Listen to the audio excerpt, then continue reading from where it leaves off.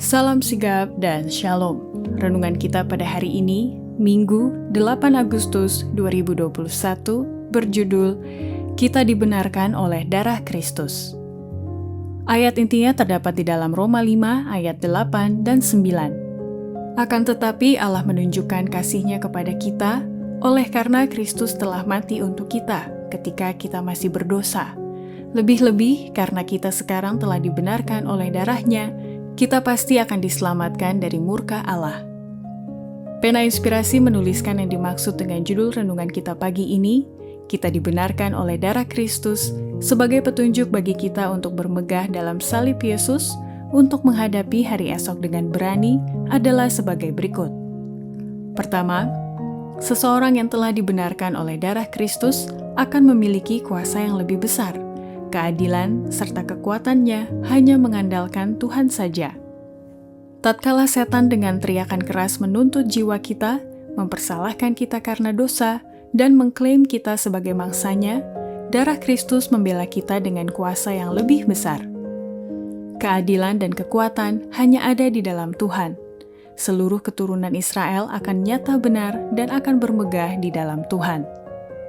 Kedua, seseorang yang telah dibenarkan oleh darah Kristus akan selalu menghargai dan menghormati orang lain sebagai milik Allah, karena orang lain itu juga sama-sama berharga diciptakan dan ditebus oleh darah-Nya.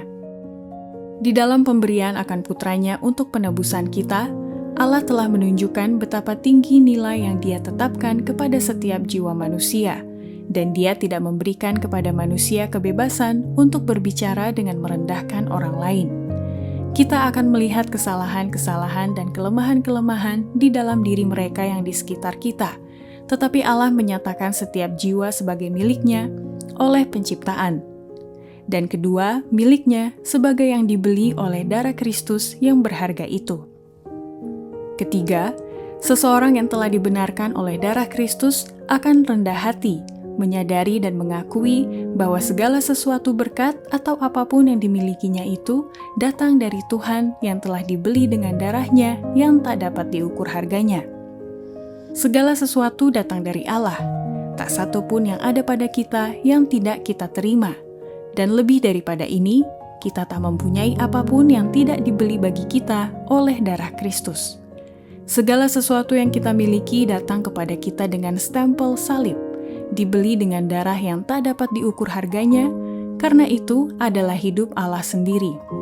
Sebab itu, tak ada suatu apapun yang dapat membuat kita berhak menjanjikannya, seolah-olah itu milik kita, untuk menggenapi kata kita. Keempat, seseorang yang telah dibenarkan oleh darah Kristus akan rajin berdoa dan mempersenjatai dirinya dengan firman Tuhan dalam menghadapi pertarungan yang segera akan dihadapinya dalam setiap waktu.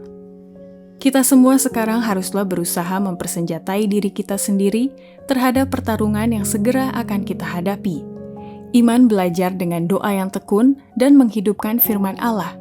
Kelak menjadi perisai kita terhadap kuasa setan dan kita akan menang oleh darah Kristus. Demikianlah renungan kita pada hari ini.